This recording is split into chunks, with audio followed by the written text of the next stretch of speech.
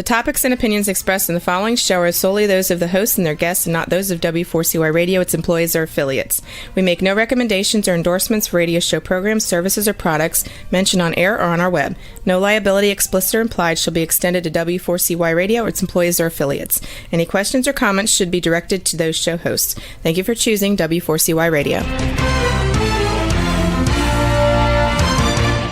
Welcome to the Ask the Expert show on W4CY Radio and Talk4 TV, where we bring you educational information from top local experts in the fields of legal, health, financial, and home improvement. Now sit back and listen to experts in family law, association law, hearing loss, business brokers, home care, along with many other topics. Now here are your hosts, Steve-O and Sophia. Good afternoon. My favorite city in the world, Dallas-Fort Worth. Though we're modulating out of South Florida, I am from Dallas and went to high school there, went to Hillcrest High, and went to a great little college in Austin, Texas, called the University of Texas. Welcome to the Ask the Expert show. We've actually been doing this show for 8 years in Dallas, and now we've moved to TV and radio and podcast. I am so excited about our first show because we've got two great experts with us today. You know, if you've ever wondered about hormone replacement, we've got the best doctor in the United States. And when it comes to personal injury, I believe our personal injury attorney has been with us for several years, get so many compliments on his show, and he will be in the second half of the show. So let me welcome you to Dr. Taylor of Taylor Medical Group out of Atlanta, Georgia. Good afternoon, Dr. Taylor. Good afternoon, Steve. How are you doing? I'm so used to saying good morning because Dr. Taylor does an Ask the Expert show with us in Atlanta, and we did one this morning at early in the morning, 10 o'clock this morning.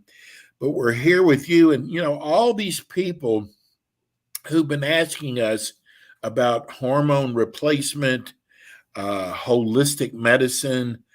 You are going to love this show, and I'm so glad we've got Dr. Taylor with us. Dr. Taylor, tell everybody about I love the story of your background, and tell them about your practice. Okay. My name is Dr. Eldred Taylor. I'm originally from Nashville, Tennessee. Went to Vanderbilt University undergrad, and then moved to Atlanta to go to Emory University, and then did a residency in obstetrics and gynecology at Emory.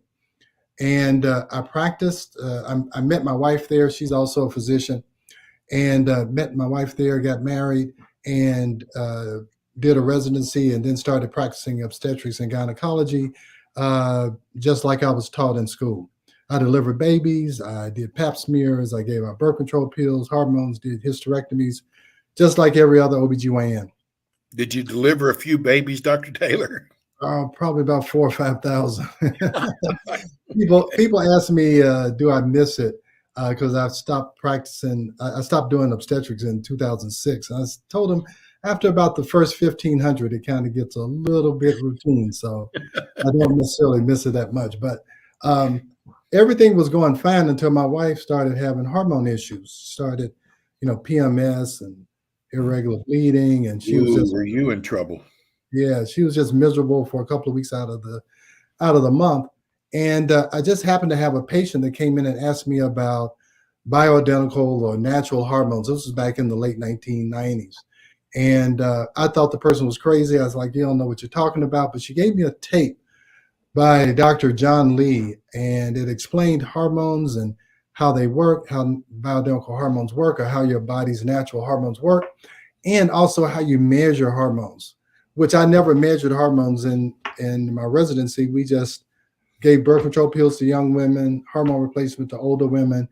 And he talked about measuring hormones in saliva. And that tape, that 1 hour tape, changed my life forever. And I started measuring hormones through saliva, and I was surprised at what you could do and how much you could help women by doing that, and men. And from that kind of took the blinders off of me and opened my eyes up to see what else didn't I learn in medical school. So now I have a more holistic or functional medicine practice where we don't just focus on disease and pharmaceuticals and surgery. We focus on how can we help the body function as well as it possibly can for as long as it can. You know, my parents, they've passed away, but I saw my parents, their health deteriorated for the last 10 or 15 years of their life. They just took more and more medications, kept going to more and more doctors until their health just finally failed and they passed away. And I kind of made a commitment to myself that I didn't want that to happen to me. And so I started to learn about how to help the body function even in its more mature years. I won't say later years. I'm 62, so 60 and 70 and 80 is not quite as old as I thought it was when I was 30. Well, I want everybody to know, because you are an MD Yeah, and you practice holistic medicine, but right. you are not against conventional medicine. No, not at all. You get hit by a car, you have a heart attack, you have certain types of cancers and things. You don't want to come to me. I am not a disease-based doctor. Now, I can help to get people off of some medications that they may be on, but conventional medicine, they are taught to identify and treat a disease or diseases or certain conditions. But you have to understand that that disease didn't happen the day before you went to the doctor, because you know how you go to the doctor, they do tests, they say, come back next year, we'll run the same test, come back next year. Now it's 10 years down the line, and now, oh, you have hypothyroidism, you have Cushing's, you have whatever. Well, along that way, we try to intervene before you get to that point. So we try to see what's not functioning well before you get to that disease state. So that's the difference. So if you have a disease, if you have an identifiable condition, then yes, go to conventional medicine. Most of my patients have gone to multiple doctors. They've had the same tests run over and over. So what we do is we do a different set of tests. We're not looking for disease, we're looking for dysfunction. And when you intervene at the point of dysfunction, usually the treatment is a lot less abusive to the body. So yeah, I'm not anti-conventional medicine. I think I'm fortunate that I had that training and I kind of self-taught myself the holistic training. And I really want to go back. People call it alternative medicine, but what I'm really practicing is basic physiology and biochemistry. Is just going back to the old physiology books and the biochemistry books, learning how the body actually functions and try and intervene to help it function better and not try to interrupt function with drugs and surgery. Well, I got to tell you that it is, I can give an incredible endorsement for Dr. Taylor. My fiance, and I want everybody to know this because Dr. Taylor is out of Atlanta, but it doesn't matter, because he can do, you've heard of telemedicine. My fiance did the telemedicine with Dr. Taylor right over the phone and the computer, because you believe in the saliva test rather than the blood test. Yeah. And, I hate to say I believe in it, but it's just a more accurate way of measuring fat soluble hormones. And it's just a fact. And just because a lot of people don't use it doesn't deny the fact that it is a fact. In 4 years of residency in OBGYN, we never drew blood levels of hormones. We never did it because it did not tell you anything. And we can talk about that and discuss that more later on. Yes. That's a whole nother 25 minutes. Yeah, I just want everybody to know we're going to be talking about weight loss. We're going to be talking about ED. We're going to be talking about stress. We've got so many topics that we will be doing down the road. And that's why I'm so glad we've got Dr. Taylor. Go right ahead, Dr. Taylor. Yeah. So, we never drew any blood tests. We always did hormone therapy by trial and error. there's probably 30 different birth control pills. So we just trial and error give people birth control pills. Trial and error giving women estrogen and progestin and Provera.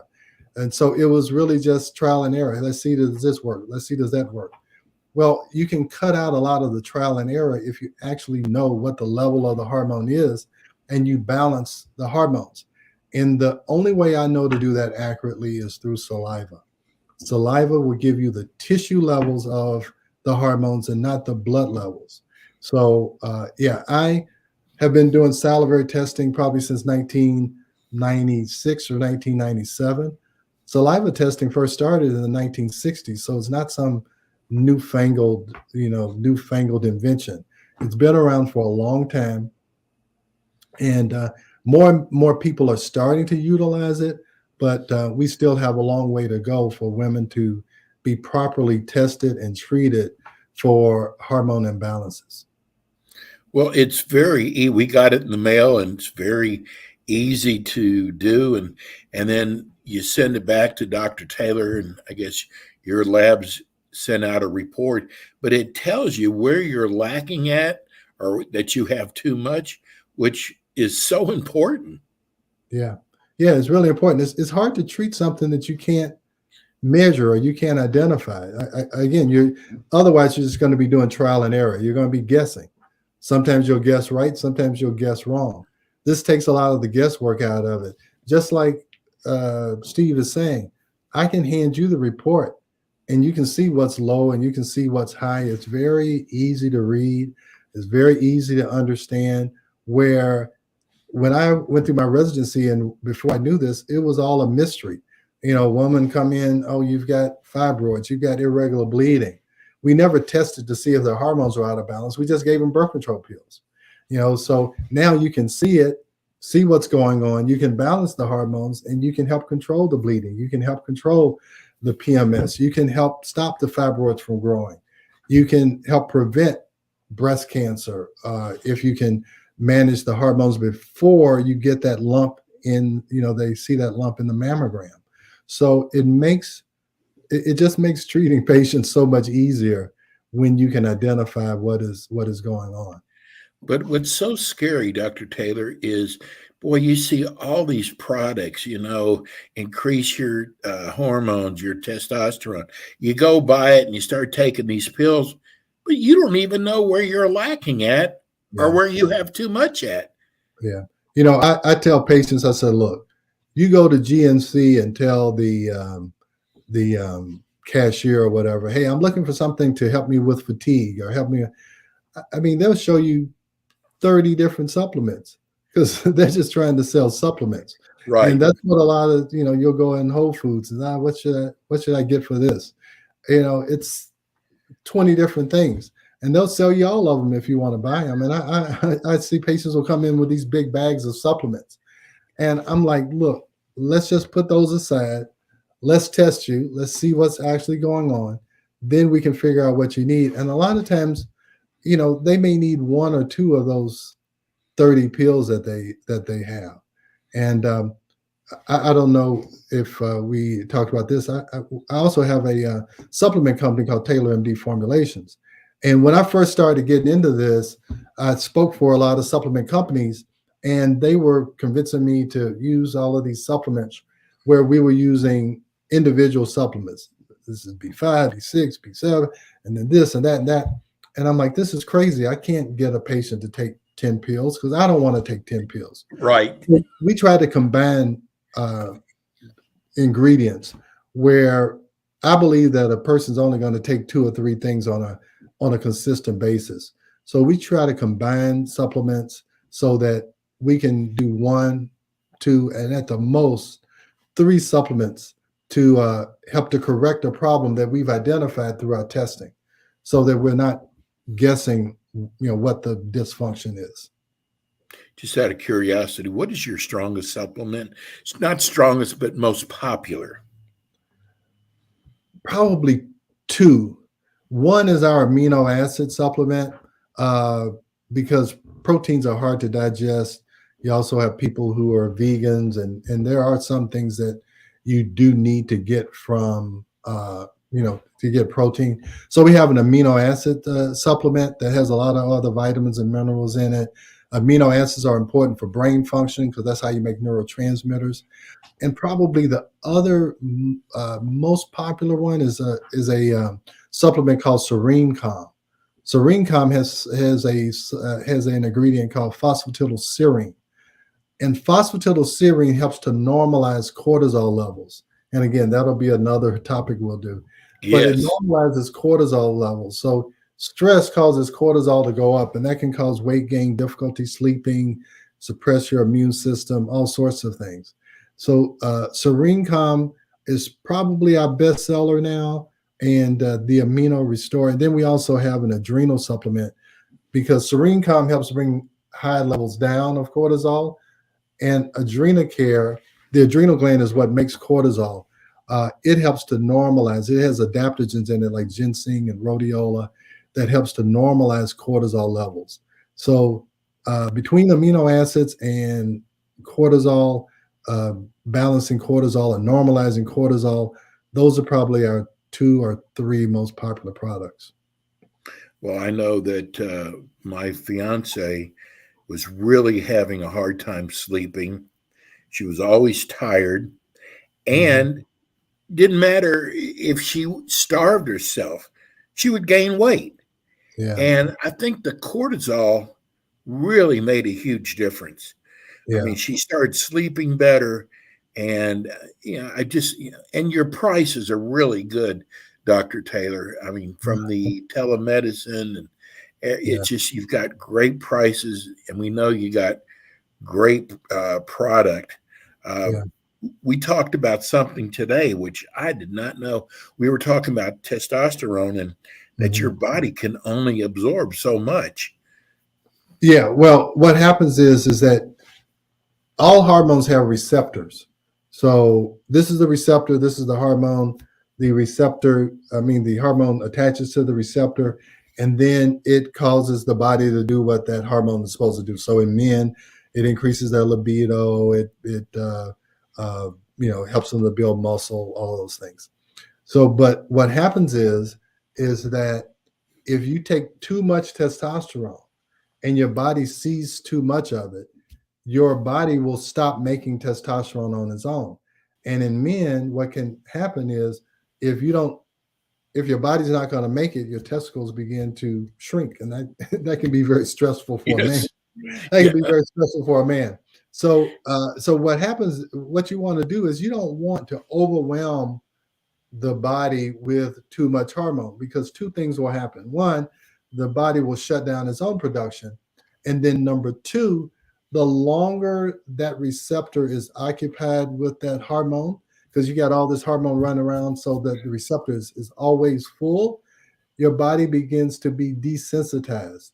It says, hey, I'm not going to react the same to this testosterone because there's so much of it. I need to down regulate my response to it.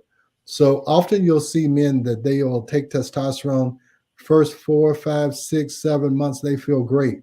Then that great feeling starts to wane. And if you don't understand that, they'll go back to the doctor, and the doctor will increase the dose. Well, that's the exact wrong thing to do, because now there's more testosterone. Your body's going to shut down more. And now that receptor is even more full, is more occupied. So now it down regulates it more. The real thing that you want to do is you want to back off of the testosterone, give that receptor some breathing room so that it can recover. And then now you put the testosterone back on there. Now you get that initial reaction. So yeah, the body it's very self-regulating, and so you don't want too much hormone, and you don't want too little hormone. It's very important to have a therapeutic amount and make sure that the hormones are balanced with each other. So that's I said this morning, I don't like to call it hormone replacement. I like to call it hormone balancing, because you don't want to replace everything that the body is right. You just want to augment it and balance it in the appropriate manner with the other hormones. Hey, Dr. Ted, we just got a text from a viewer. New viewer wants to know, do you treat bodybuilders? Not, I may have one or two in the practice, but you know what? Those guys and girls are hard to manage. Okay. Ah, They have their own ideas about what they want to do with hormones. And again, a lot of those guys are at the point where those receptors are not as responsive. So mm, they're going to want to use doses that I'm not comfortable with prescribing. I'm Okay. glad you said that. Yeah. So if they are willing to listen and, and do it in a more normal way, that's fine. But, if they're willing to listen, I'll be happy to help them. But, that's what I think happens is they'll start out with testosterone and then they go to stronger and stronger anabolic hormones in order to get that same result. And then that begins to cause problems down the road. Well, we're if you're watching on TV, you can see the best way to reach Dr. Taylor through his website's the best way to do it. If you're listening on radio, Dr. Taylor, give them your website address. Yeah, our website is taylormedicalgroup.net, not .com, .net. So taylormedicalgroup.net. We have, if you go to health news, we have a lot of articles. My wife does a lot of blogging. So just for the educational purpose, I would tell you to go to the website. If you want to make a telehealth or telemed appointment, you can go up to the upper right of the website and it says book now, and we can book a online visit. We can actually even send you the test and let you do the testing before we do the visit so that we have all the information to start, treatment if necessary. So taylormedicalgroup.net, and our phone number is 678-443-4000.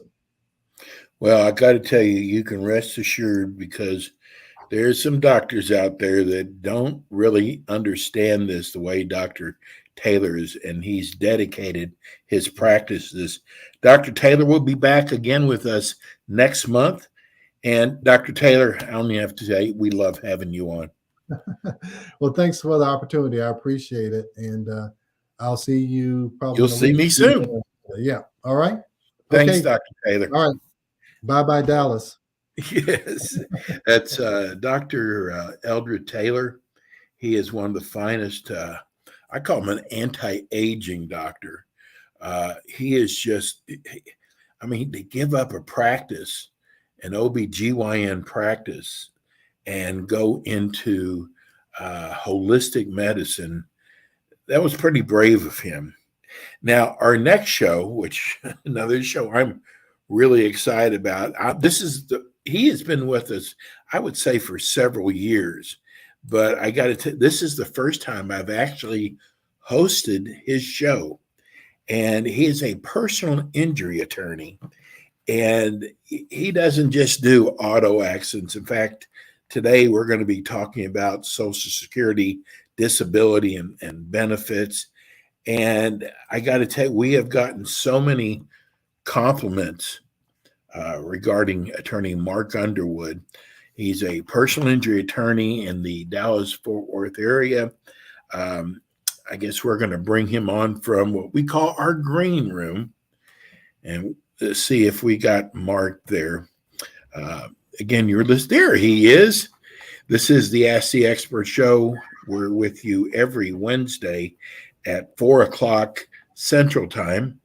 And it's funny, we've been getting texts from as far down as Conroe. That's surprising. But Mark, I am so glad that we have you on with us.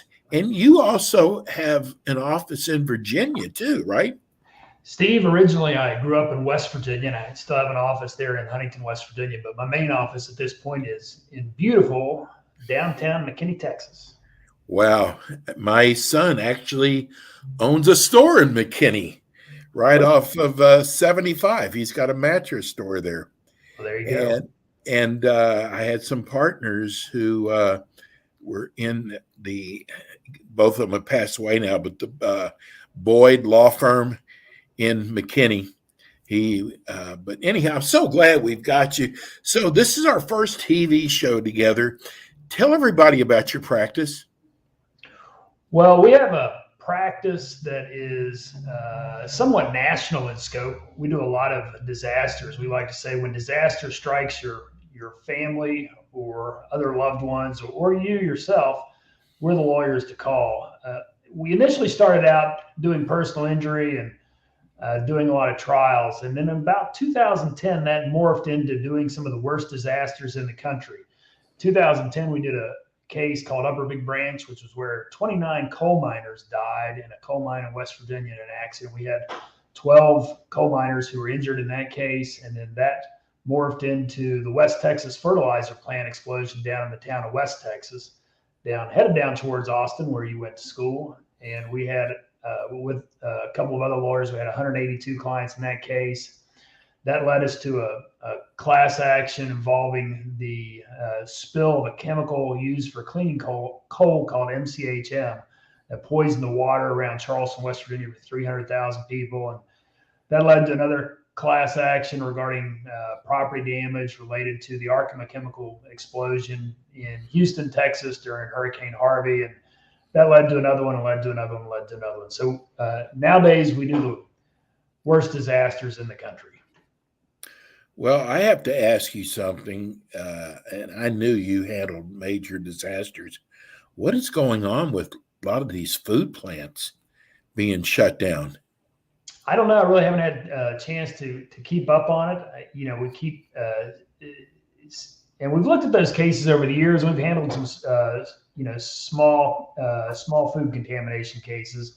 But I suspect what is usually the culprit in most instances is E. coli bacteria contamination. Yes. Without knowing which particular one and looking it up and researching, I really couldn't tell you the specifics of what's going on with a particular food manufacturer. Of course, during COVID, we had people getting sick with COVID and then spreading throughout the plant very, very rapidly. I don't know that that's a problem now, but surely 2 years ago that was a big deal.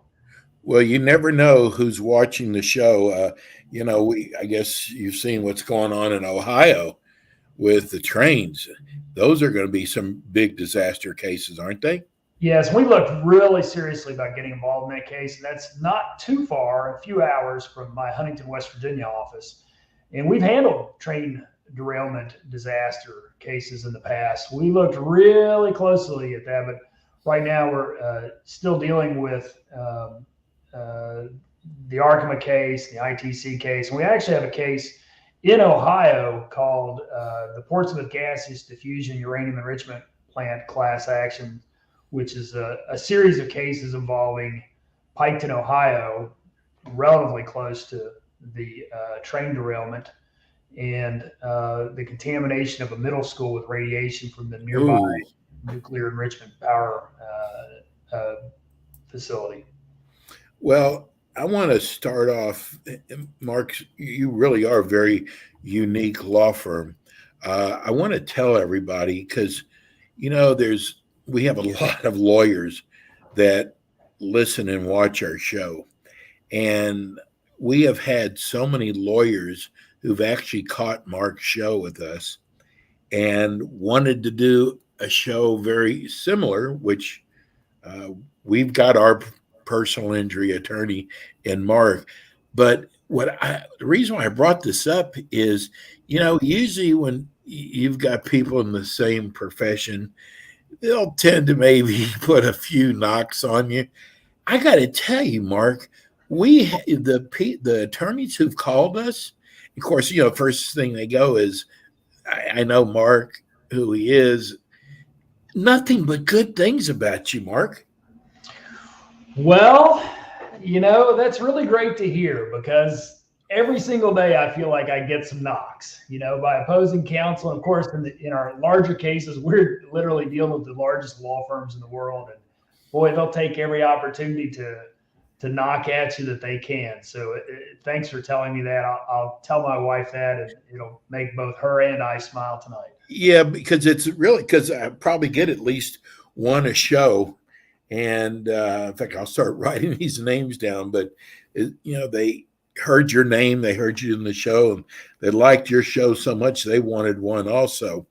Today I wanted to talk about Social Security disability benefits. Can you tell people why they need an attorney to get Social Security disability benefits? Well, one of the main reasons they need to get an attorney to get Social Security disability benefits at the most basic level is attorneys have a higher approval rate than individuals who are going pro se, which is Latin for means by themselves. So lawyers have a much higher approval rate than individuals pursuing it themselves. Of course, a lot of people who are disabled have a mental component to their disability, whether they're in extraordinary pain or they're depression or anxiety, or they may be grasping at their last opportunity of life sometimes with disability. And if that's the type of condition that you're in, do you really want to spend it doing the things that lawyers do? I mean, do you want to spend the last 2 years of your life filling out paperwork that doesn't seem to have an explanation, figuring out how to get it to the Social Security Administration? It's a dirty job. Let us do it. Do you want to deal with the government? If that's the last things you're doing in life, God help us, I remember my son was in an auto accident and he thought he could save some money, Mark. So guess what he did? He tried to handle it himself. And he will tell you today that it was the biggest mistake that he did, that an attorney, he admits it, an attorney would have gotten him so much more money. So he wasn't really saving any money trying to do it himself. Well, and the difference between doing it in a car wreck case versus doing it in a social security disability case is pretty drastic, because in a car wreck case, it might cost you some money, but in a social security disability case, it might cost you the entire case. It's personal injury case. You might be talking about, say the lawyer was getting you a settlement of $20,000 versus individually by yourself, you were getting a $12,000 settlement. Well, okay, you can debate the merits of what the lawyer contributed to the case. But, in a Social Security disability case, you are on your last legs. Financially, you've got nothing left. You're about to you've already lost your job. Right. You may have already lost your house. You may be living with relatives now. You may be living in a backyard shed that's been remodeled by somebody. You're literally on your last gasp at a normal life, and that Social Security disability approval is going to get you a monthly income that will last you basically the rest of your life. And then on top of that, when you get Social Security disability, a few months afterwards, you apply for and you receive Medicare. So, if you're disabled, getting regular medical treatment is critical to, number one, living. Yes. Number two, trying to get your life back together and maybe go back to work at some point. So,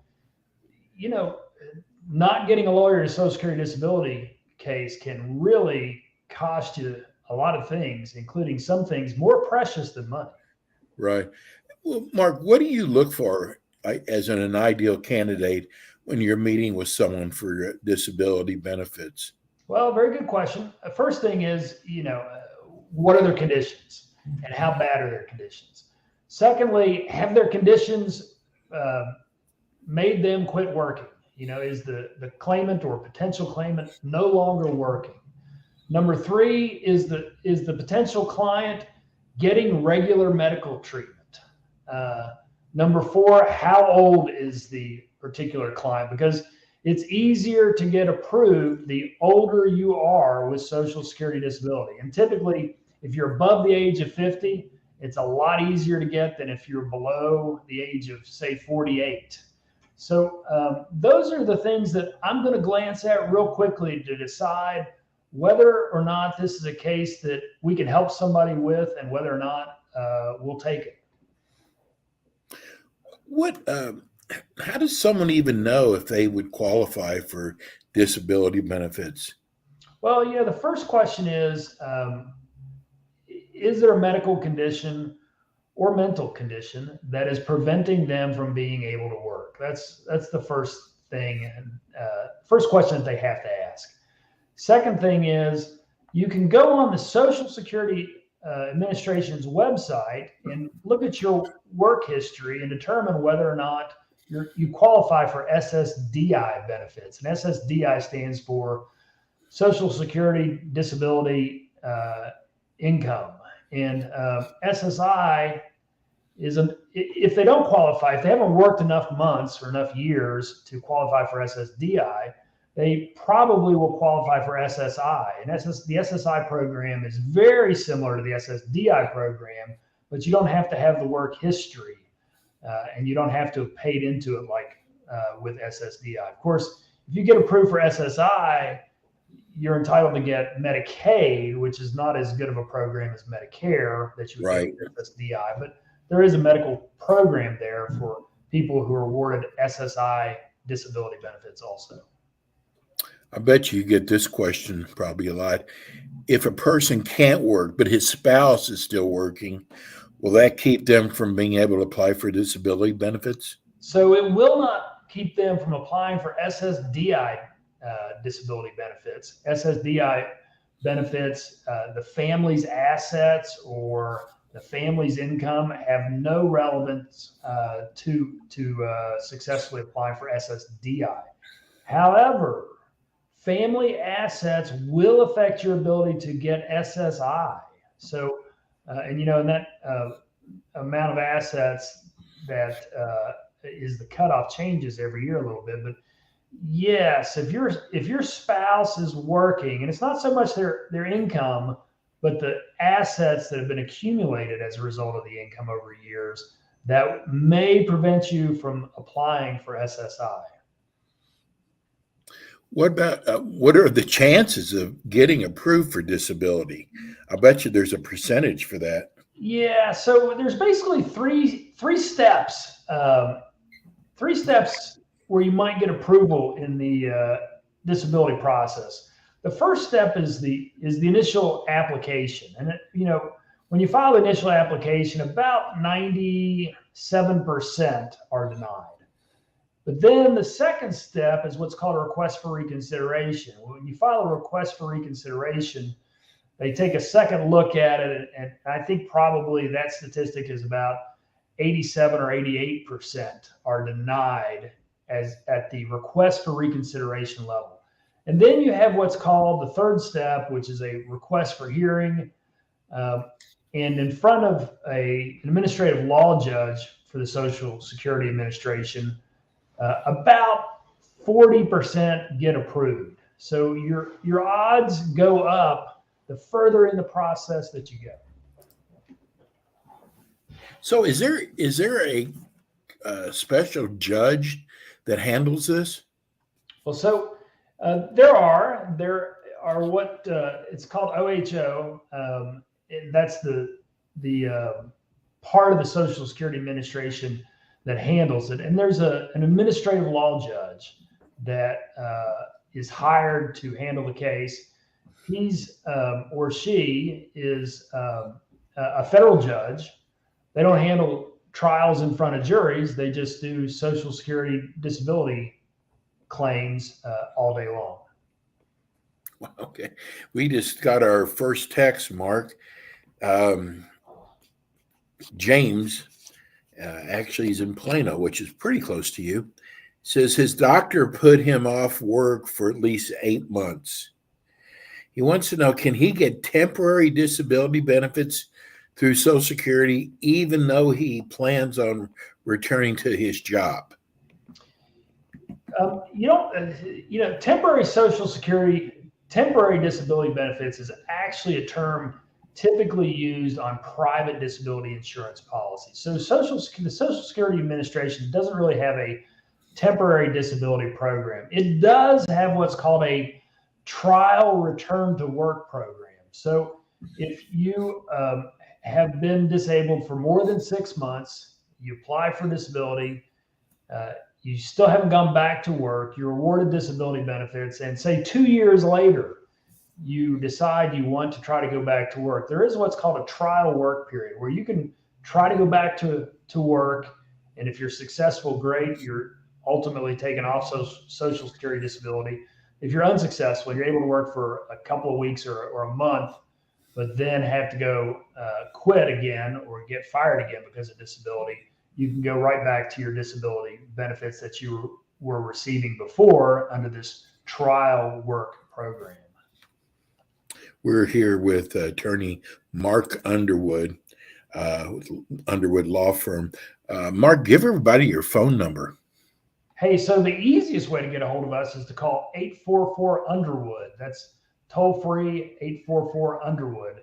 If you want to call local, you can call us at 972-535-6377. Okay, I guess we have a wrong number up here.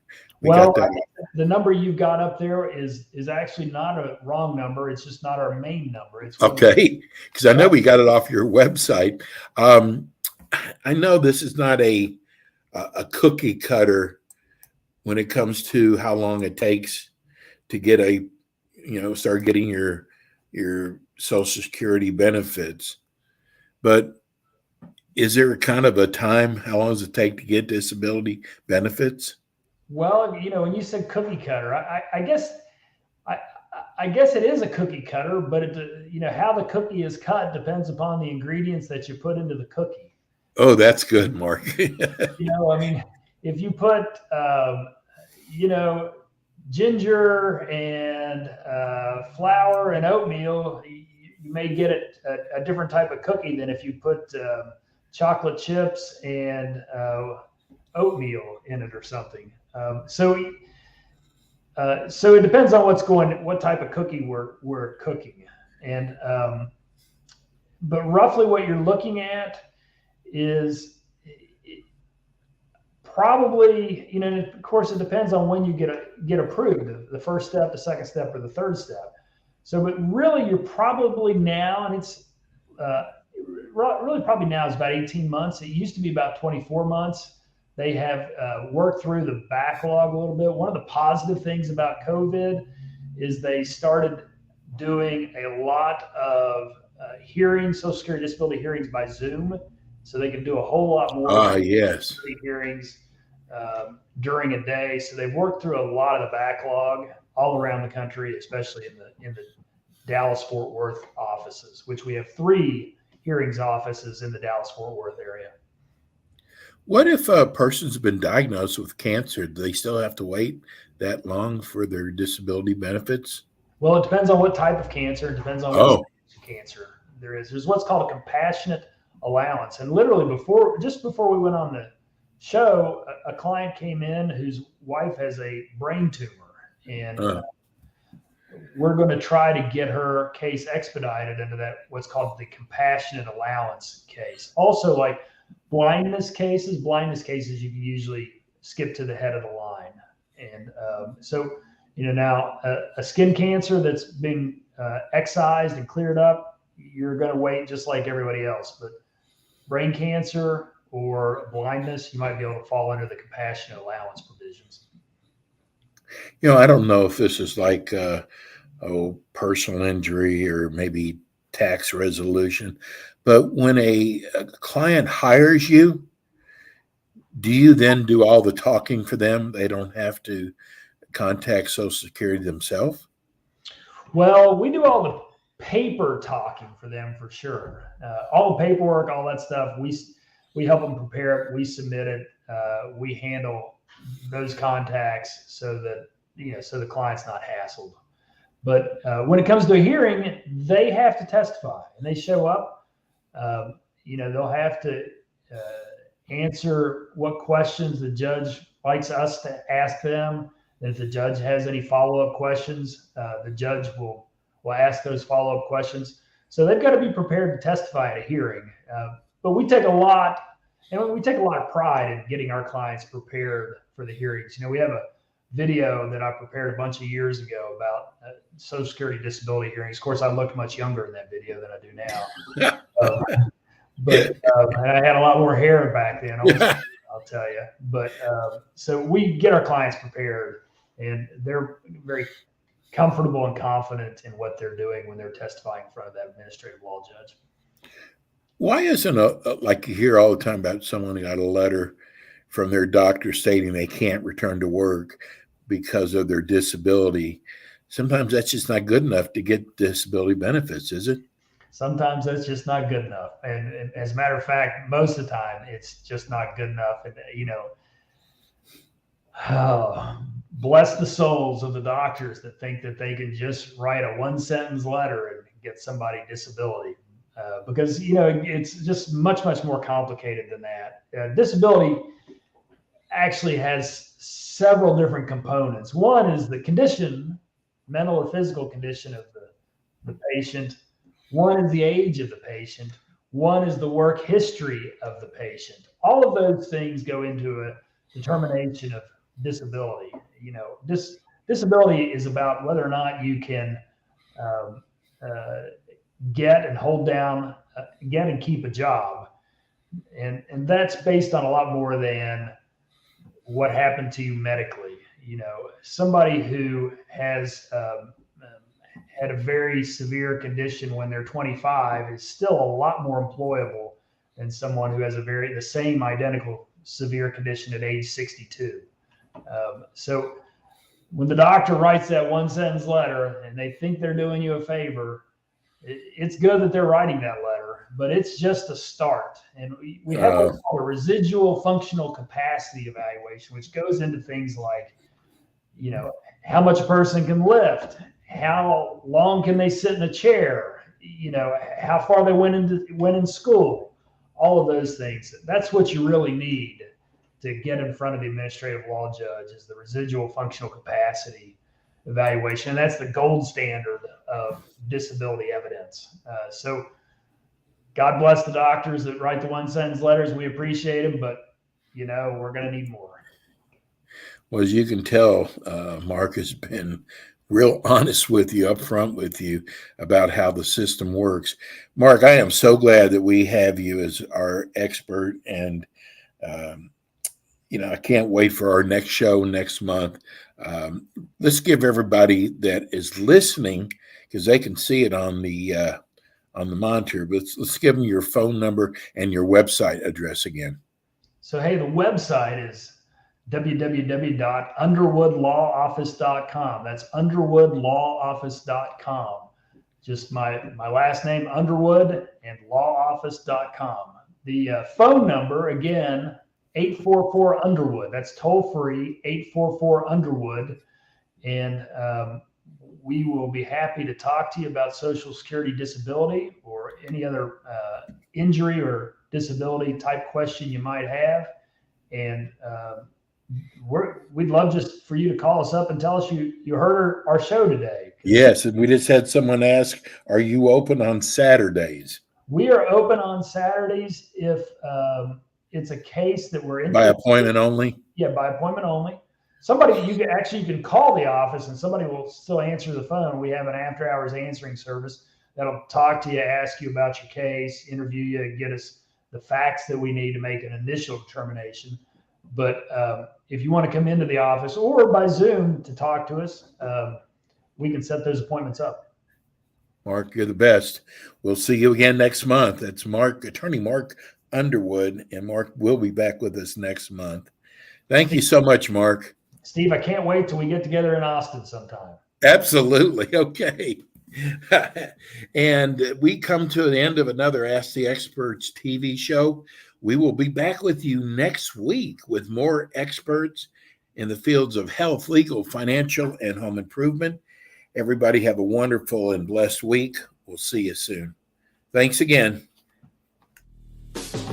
Thanks for tuning in today to the Ask the Expert show on W4CY Radio and Talk4 TV. Tune in next week and every week to hear more from our experts on personal injury, insurance, air condition repairs, estate planning, Medicare, and many other topics in the areas of legal, health, financial, and home improvement. See you next week.